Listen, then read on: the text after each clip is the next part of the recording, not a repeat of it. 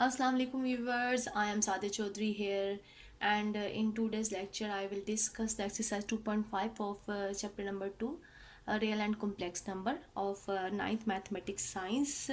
इसमें मैं आपको बताऊंगी complex number के बारे में कि complex number होते किस तरह के हैं और set of complex number, और उसके बाद कुछ उससे रेलिवेंट प्रॉपर्टीज़ हैं वो डिस्कस करेंगे और एक्सरसाइज 2.5 को सॉल्व करेंगे। चलिए स्टार्ट करते हैं। सबसे पहले डेफिनेशन कॉम्प्लेक्स नंबर से।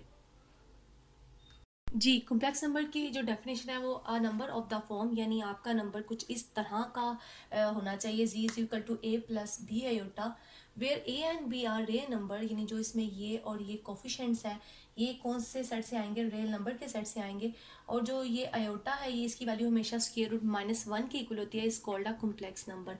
यानी इस टाइप के जितने भी नंबर हैं वो सारे के सारे क्या कहलाएंगे, आपके कॉम्प्लेक्स नंबर कहलाएंगे। और अगर हम इन तमाम नंबर्स यानी ऐसे जो आपके कॉम्प्लेक्स नंबर है इनकी कलेक्शन ले लेते हैं, यानी जी, देयरफॉर जी किस तरह का होना चाहिए, इस तरह का, जिसमें ए एंड बी किस में से बिलोंग करते हैं, यानी एंड किस में से बिलोंग करते हैं, आर में से, एंड आयोटा जो है आपका किसके इक्वल होना चाहिए, -1 के। तो ये तमाम कलेक्शन जो हमारे पास होती है नंबर्स की, कॉम्प्लेक्स नंबर की, वो क्या हमें देता है, कॉम्प्लेक्स नंबर का सेट देता है। यानी कॉम्प्लेक्स नंबर्स की जो कलेक्शन से सेट बनता है वो क्या कहलाता है, आपका कॉम्प्लेक्स नंबर का सेट। और इसको हम सी से साइड करते हैं, और इसमें ये सारे आपके पास कॉम्प्लेक्स नंबर होते हैं, और जो ये वाला ए वाला पार्ट होता है आपका, यानी इस कॉम्प्लेक्स नंबर के अंदर ये इस जी का क्या कहलाता है, रियल पार्ट कहलाता है, यानी ये रियल पार्ट कहलाएगा। और जो बी होता है ये वाला बी, और ये क्या कहलाएगा, इमेजिनरी पार्ट कहलाएगा इस जी का। यानी इस कॉम्प्लेक्स नंबर का ये जो ए है वो रियल पार्ट है, और ये जो बी है योटा के साथ ये क्या है, इमेजिनरी पार्ट है। जी, जो आपका रियल नंबर होता है, हर रियल नंबर आपका क्या है, आपका कॉम्प्लेक्स नंबर हो सकता है। कैसे, अगर मैं इस जी को इस तरह से लिख दूं ए प्लस जीरो अयोटा, तो इस मीन जो आपका ये योटा वाली टर्म है ये खत्म हो जाएगी, जस्ट जी आपका क्या रह जाएगा, रियल पार्ट, और ये आपका क्या है, रियल नंबर। तो आपके पास जो हर, यानी आपके पास जो कॉम्प्लेक्स नंबर है वो आपका रियल नंबर हो सकता है, लेकिन ज़रूरी नहीं है हर जो आपका रियल नंबर है वो आपका कॉम्प्लेक्स नंबर हो सकता है, लेकिन ज़रूरी नहीं है कि हर कॉम्प्लेक्स नंबर आपका क्या हो, रियल नंबर हो। अगर हम ए को ज़ीरो कर देते हैं इसमें से, ए प्लस बी एटा में से इस टर्म को ज़ीरो कर देते हैं, तो बी एटा हमारे पास रहता है। तो यानी तब हमारे पास जो कॉम्प्लेक्स नंबर है वो जस्ट किस पे कंसिस्ट करता है, इमेजिनरी पार्ट पे। इसमें से रियल पार्ट क्या हो जाता है, ख़त्म हो जाता है। यहाँ पे सिर्फ रियल पार्ट में रहता है, और यहाँ पे क्या रहता है, सिर्फ इमेजिनरी पार्ट में रहता है। इसलिए हर रियल नंबर को हम कॉम्प्लेक्स नंबर कह सकते हैं। यानी आपका जो रियल नंबर का सेट है वो सबसेट है किसका, कॉम्प्लेक्स नंबर का सेट के। किसका है, सबसेट कॉम्प्लेक्स नंबर। ये आपका रियल नंबर का सेट है, वो कॉम्प्लेक्स नंबर का क्या कहलाएगा, सबसेट कहलाएगा। लेकिन हर कॉम्प्लेक्स नंबर जरूरी नहीं है कि रियल नंबर हो हमारे पास ना। अगर आपकी दोनों टर्म जीरो हो जाती हैं, ये भी जीरो हो जाती हैं, ये भी जीरो होती है, तो जी किसका इक्वल है, ये आपके पास जीरो कॉम्प्लेक्स नंबर बन जाता है। आप कुछ रिलेशंस देख लेते हैं सेट्स के आपस में। ठीक, कुछ सेट्स के दरमियान में रिलेशन इस तरह के हैं कि अगर हमारे पास नेचुरल नंबर का सेट है,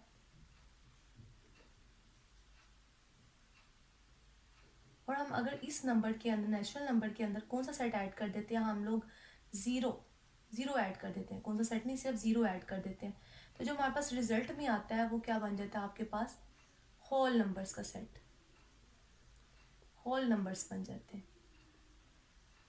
अब अगर हम होल नंबर्स के अंदर नेगेटिव नंबर्स को भी ऐड कर दें, यानी इसमें हम लोग क्या शामिल कर दें, नेगेटिव नंबर्स,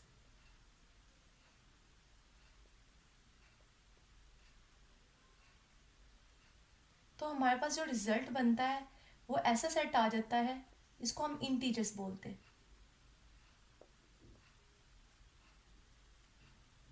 और जब हम इंटीजर्स में से क्या बनाते हैं, रैशनल नंबर्स का सेट, यानी जब उसको पी ओवर क्यू की फॉर्म में लिखते हैं इंटीजर्स को, तो हमें क्या मिलता है, रैशनल नंबर।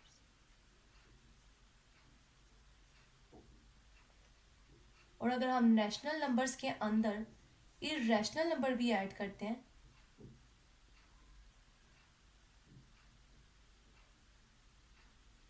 तो रिजल्ट हमारे पास क्या आता है, रियल नंबर का सेट। हमारे पास क्या आ जाता है, रियल नंबर्स का सेट। और जब रियल नंबर्स के अंदर हम इमेजिनरी पार्ट्स को ऐड कर देते हैं, pure imaginary parts,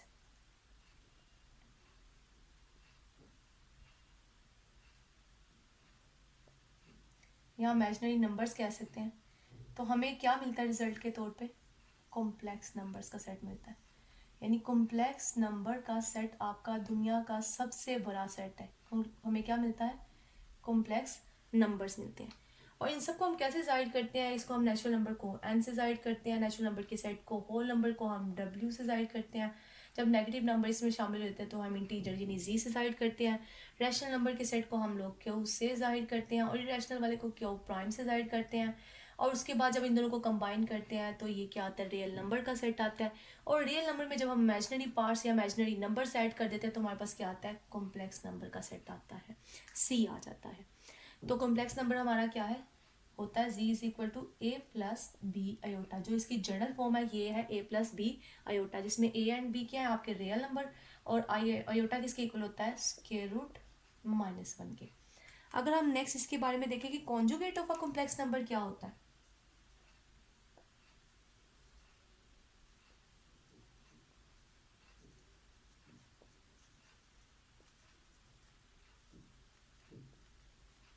conjugate of a complex number, तो कॉन्जुगेट का मतलब यह है कि जो आपके पास z दिया होता है, मतलब जो भी इमेजिनरी नंबर आपके पास होगा, इसके जो इमेजिनरी पार्ट है इसका साइन चेंज कर देना। जब हम कॉन्जुगेट लेते हैं इसके ऊपर ये साइन आ जाता है, जिसको कॉन्जुगेट की नोटेशन कहते हैं।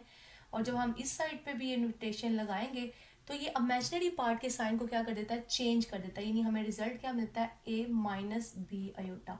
अगर यहाँ पे ये माइनस होता तो ये किस में कन्वर्ट हो जाता? प्लस। यानी जो भी साइंस के साथ होगा वो साइन को क्या कर देगा? कन्वर्ट कर देगा। तो ये हमारे पास कॉम्प्लेक्स नंबर का, इस कॉम्प्लेक्स नंबर का क्या आ जाएगा? कॉन्जुगेट।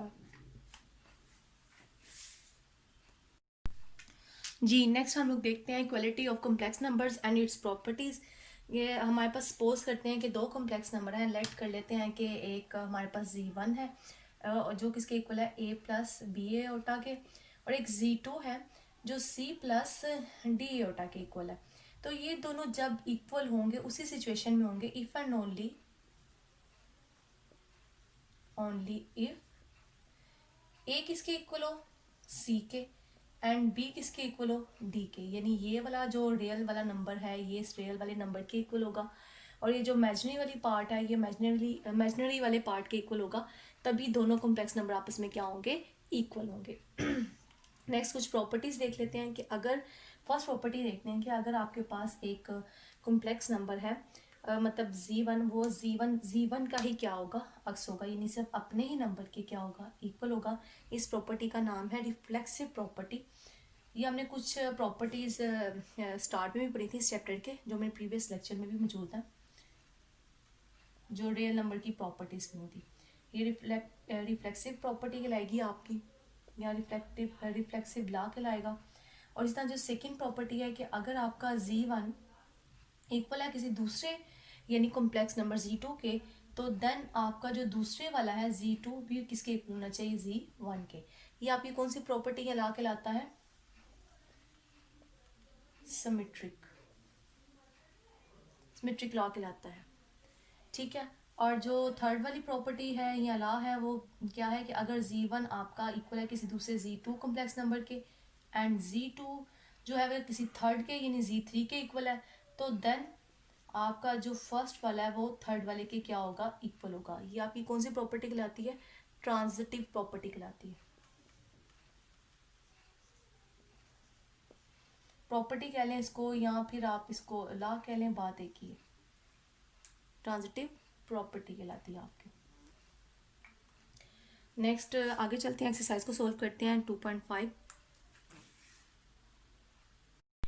जी ये क्वेश्चन नंबर 1 जो है एक्सरसाइज 2.5 का वो है इवेल्युएट, यानी आपके पास कुछ पार्ट्स दिए हुए हैं, आपने उनको सिंप्लीफाई करके आंसर देना है। यहाँ पे योटा 50 दिया हुआ है, यानी योटा का जो इंडेक्स है या एक्सपोनेंट है या पावर है वो क्या है? 50 है। हमने इसको सिंप्लीफाई करना उस हद तक जिस हद तक ये सिंप्लीफाई हो सकता है। जब हम इसको सिंप्लीफाई करेंगे हमें पता है जो अयोटा है वो बेसिकली किसके इक्वल है? स्क्वायर रूट -1 के इक्वल है। अगर मैं दोनों साइड पे स्क्वायर ले लेती हूँ इसके, तो आयोटा स्क्वायर किसके इक्वल आ जाएगा, -1 के इक्वल आ जाएगा। तो यहाँ पे मैं इसको सिंप्लीफाई करती हूँ, मैं इसको 2 इंटू क्या कर दूँ, यहाँ पे 25 कर दूँ। ये जो मैंने एक्सपोनेंट के लास्ट बताए थे वहां पे बताया था कि अगर आपके पास ए एम और एन है और तो आफ्टर मल्टीप्लिकेशन ये दोनों m इंटू एन हो जाएगा। अब मेरे पास इस तरह की सिचुएशन है, मैंने उसको इस तरह से स्प्लिट कर लिया है, यानी 2 इंटू 25 कर लिया। 25 टू दा क्या हो जाएगा, 50 हो जाएगा। तो यहाँ पे जो आयोटा स्क्वायर है मेरे पास वो किसके इक्वल है, -1 के इक्वल है, -1 की पावर 25। अब ये चीज हमने देखनी है कि ये आपका ओड नंबर है या इवन नंबर है। यहाँ पे ये ओड नंबर है, जब ओड नंबर होता है तो जो नेगेटिव फिगर होती है उसका नेगेटिव साइन साथ आता है। अब -1 को हम 25 टाइम्स मल्टीप्लाई करेंगे तो रिजल्ट तो हमारे पास माइनस ही यानी 1 ही आएगा, लेकिन इस ओड पार्ट की वजह से साथ में माइनस भी आएगा। तो हमने इसको सिंप्लीफाई कर लिया तो आंसर क्या आ गया, -1 आ गया। अब एक और पार्ट कर लेते हैं कोई और, जैसा कि पार्ट नंबर 4 देख लेते हैं। वो है -8, सॉरी माइनस एटा की पावर जो है वो 8 है, या एक्सपोनेंट कह ले वो 8 है। इसको सॉल्व कर लेते हैं। अगर हम इसको सॉल्व करते हैं, सबसे पहले जो ऐसे क्वेश्चन जिसमें नेगेटिव साइन आ रहा है पहले उनके एक्सपोनेंट को सॉल्व कर लें तो क्वेश्चन सॉल्व करना बहुत ईजी हो जाता है। अगर हम इसके एक्सपोनेंट को पहले सॉल्व करते हैं तो ये एक ईवन नंबर है। ईवन नंबर जब होता है तो कोई भी नेगेटिव फिगर होती है वो पॉजिटिव में कन्वर्ट हो जाती है, यानी ये एटा क्या बन जाएगा, आफ्टर मल्टीप्लिकेशन एटा 8 बन जाएगा। अब इस एटा 8 को मैं क्या लिख सकती हूँ, स्प्लिट करके फिर से I2 इंटू 4 लिख सकती हूँ, क्योंकि 4 टू दा क्या होगा आपके पास 8 होगा। और एटा 2 किसके इक्वल है, एटा 2 -1 के इक्वल है, -1 की पावर 4। और जब ये इवन नंबर है और -1 है तो ये इवन टाइम मल्टीप्लाई होने के बाद भी क्या आएगा, इवन में आएगा, डेट इज इक्वल टू 1। तो आफ्टर सिंप्लीफिकेशन आपने इसका क्या निकाल लिया, आंसर 1 निकाल लिया। इस तरह से कोई और पार्ट कर लेते हैं मजीद, जैसे एटा 27 है, लास्ट वाला पार्ट देख लेते हैं, एटा 27। अब इसको देखते हैं, इसको कैसे हम सॉल्व कर सकते हैं। इनको सिंप्लीफाई करने के बहुत सारे वेज हो सकते हैं। जो इस वक्त मेरे माइंड में फ़ौरन आया वो इस तरह से है कि मैं इसको एयोटा इंटू एयोटा की पावर 26 लिख दूँ, यानी यहाँ पे एयोटा क्या है, 1 है। ये भी एक मैंने लाभ बताया था एक्सपोनेंट का कि अगर a m into a n है तो इनकी पावर्स आपस में क्या हो जाती हैं, प्लस हो जाती हैं। तो मैंने यहाँ से इसको स्प्लिट करके लिख दिया है, यानी हमारे पास 27 था, मैंने इसको 1 और 26 में कन्वर्ट कर लिया, ऐड होके वो क्या बन जाएगा, 27 ही बन जाएगा। तो मैं एयोटा को एज इट इज रहने देती हूँ। इस वाले एयोटा को मैं क्या लिख सकती हूँ, 2 इंटू 13 लिख सकती हूँ, क्योंकि 13 टू दा क्या होता है 26। और यहाँ पे इस एयोटा स्क्वायर की जगह क्या आ जाएगा, -1, और इसकी पावर क्या है 13। 13 क्या है आपके पास, एक ऑड नंबर है। तो इसका मतलब यह है कि अगर आपके पास कोई नेगेटिव फिगर है आप उसका उतनी दफ़ा यानी एक्सपोनेंट ले रहे हैं, उसको मल्टीप्लाई कर रहे हैं, तो रिजल्ट में -1 साथ में आएगा। तो यहाँ क्या आ गया आपके पास, -1 आ जाएगा। और जब ये दोनों आपस में मल्टीप्लाई होंगे तो माइनस एयोटा आपके पास क्या आ जाएगा, आंसर आ जाएगा। इस तरह से आप सारे पार्ट्स को क्या कर लेंगे, एवेल्युएट कर लेंगे। आप क्वेश्चन नंबर 2 की तरफ मूव करते हैं, जो इंतहाई ईजीएस्ट क्वेश्चन है इस एक्सरसाइज का। जो क्वेश्चन नंबर 2 है इसकी स्टेटमेंट है कि right the conjugate of the following numbers. जो आपको नंबर्स दिए हुए हैं इनके आपने क्या निकालने हैं, कॉन्जुगेट निकालने हैं। अगर फर्स्ट पार्ट ही मैं लिख लेती हूँ, इसका फर्स्ट पार्ट क्या है, 2 + 3 एयोटा, हमने इसका क्या लिखना है, कॉन्जुगेट लिखना है। हम इसको लेट कर लेते हैं कि इसका नाम क्या है, जी, या सपोज कर लेते हैं ना, नहीं मतलब इसको किसी नेम के साथ, यानी 2 + 3 एयोटा, और हम इसका कॉन्जुगेट निकालना चाहते हैं। नाउ कॉन्जुगेट ऑफ z, तो क्या आएगा, z के ऊपर एक छोटा सा बार आएगा जो कॉन्जुगेट की नोटेशन है। इस तरह से 2 + 3 एयोटा पे भी आपका कॉन्जुगेट आ जाएगा, और आफ्टर कॉन्जुगेट यानी मतलब हमारे पास जो रिजल्ट आएगा वो एयोटा वाली टर्म का साइन क्या हो जाएगा, चेंज हो जाएगा। तो हमने इस वाली टर्म का कॉन्जुगेट क्या कर लिया, फाइंड कर लिया। अब हम एक और पार्ट कर लेते हैं, जैसा कि -3 + 4 एयोटा, -3 + 4 एयोटा, ये आपका पार्ट नंबर क्या है, 4 है। ये आपका पार्ट नंबर 4 है। अब इसका हम लोगों ने कॉन्जुगेट लेना है, हम डायरेक्ट भी कॉन्जुगेट लिख सकते हैं।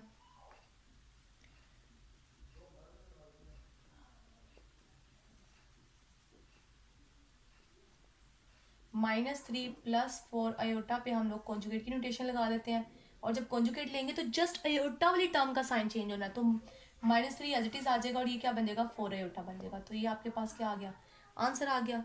सो बहुत ईजी है कॉन्जुगेट लेना। आप नेक्स्ट क्वेश्चन की तरफ चलते हैं, क्वेश्चन नंबर 3 की तरफ। नंबर 3 है, इसकी स्टेटमेंट ये है कि right the real and imaginary part of the following numbers. जो हमें कॉम्प्लेक्स नंबर दिए हुए हैं हमने उनके रियल एंड इमेजिनरी पार्ट्स को सेपरेट करना है। कि हम लोग फर्स्ट ही पार्ट लिख लेते हैं। फर्स्ट पार्ट क्या है क्वेश्चन का, 1 + अयोटा, 1 + अयोटा। अब हमने इसका रियल एंड इमेजिनरी पार्ट बताना है। मैंने आपको पहले बताया था कि जी अगर आपके पास a+b अयोटा है तो आपका जो a है वो रियल पार्ट है इस z का, और जो b है वो क्या है आपका इमेजिनरी पार्ट है इस z का। तो अब हम रियल पार्ट भी लिख सकते हैं, इमेजिनरी पार्ट भी लिख सकते हैं। तो यहाँ पे जब हम रियल पार्ट लिखेंगे, इसका रियल पार्ट आपका क्या हो जाएगा 1, और जो इमेजिनरी पार्ट है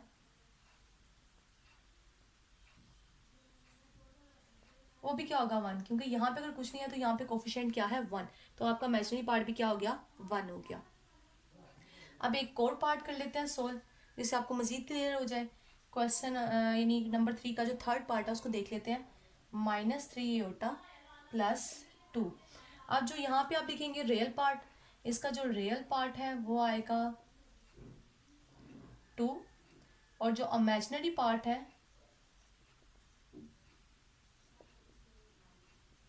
वो आएगा ये वाला, यानी अयोटा के साथ वाला -3। अब क्वेश्चन नंबर 4 की तरफ मूव करते हैं। क्वेश्चन नंबर 4 भी बहुत इंटरेस्टिंग सा क्वेश्चन है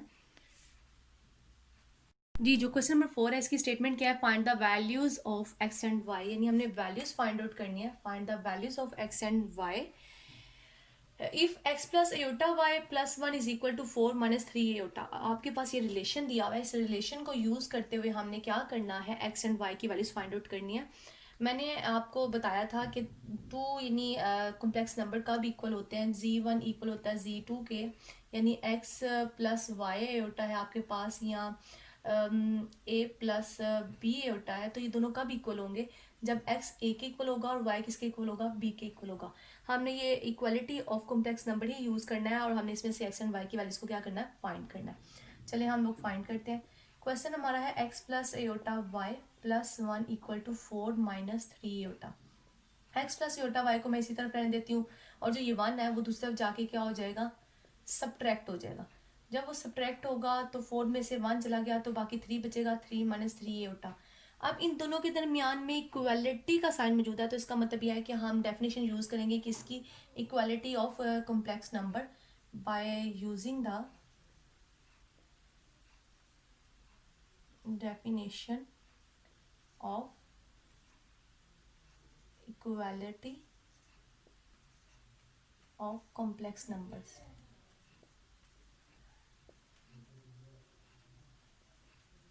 हम ये यूज करते हैं, तो ये जो x है ये किसके इक्वल होगा, आपके 3 के इक्वल होगा, एंड जो आपका जो y है वो किसके इक्वल होगा, -3 के। y किसके इक्वल होगा, -3 के। कैसे, इसको मैं थोड़ा सा एक्सप्लेन भी कर देती हूँ। क्योंकि इस साइड पे पॉजिटिव का साइन है, तो मैं दूसरी साइड पे भी दरमियान में क्या करती हूँ, पॉजिटिव का साइन ही लिखती हूँ। तो -3 के साथ क्या आ जाएगा, अयोटा। अभी जो आपकी x की वैल्यू है वो इसकी इक्वल आ जाएगी, और जो y की वैल्यू है वो आपकी क्या आएगी, इसकी इक्वल आएगी। तो हमने फाइंड कर लिया, हमारे जो x की वैल्यू है वो क्या है 3 है, और जो y की वैल्यू वो क्या है -3 है। हमने इस रिलेशन को यूज़ करते हुए इन दो वेरिएबल्स की ही वैल्यूज क्या करनी थी, फाइंड करनी थी। आज यानी इस वाले लेक्चर में मैंने 2.5 एक्सरसाइज को कंप्लीट कर दिया है, और जो मेन डेफिनेशन थी कॉम्प्लेक्स नंबर की वो मैंने आपको क्लियरली बता दिया। अब इंशाल्लाह नेक्स्ट वाले एक्सरसाइज में हम लोग इन कॉम्प्लेक्स नंबर्स को ऐड, सब्ट्रैक्ट, मल्टीप्लाई और डिवाइड करना सीखेंगे। यानी इन पे कॉम्प्लेक्स नंबर्स पे ऑपरेशंस किस तरह से अप्लाई किए जाते हैं, एडिशन वाला, सब्ट्रैक्शन वाला, मल्टीप्लिकेशन वाला या डिवीजन वाला, उसको डिस्कस करेंगे और इंशाल्लाह 2.6 सॉल्व करेंगे। मेरे चैनल को सब्सक्राइब करना मत भूलें, सब्सक्राइब भी करें और लाइक भी करें, और साथ में बेल आइकन पे क्लिक करके ऑल नोटिफिकेशंस भी करें, ताकि आपको हर लेक्चर के बारे में इंफॉर्मेशन मिलती रहे, और लेक्चर को कंप्लीट देखें, ताकि कोई भी यानी जो इन्फॉर्मेशन है जो मैं थ्रू दिस लेक्चर दे रही हूँ वो मिस ना हो सके। ओके, अल्लाह हाफिज़।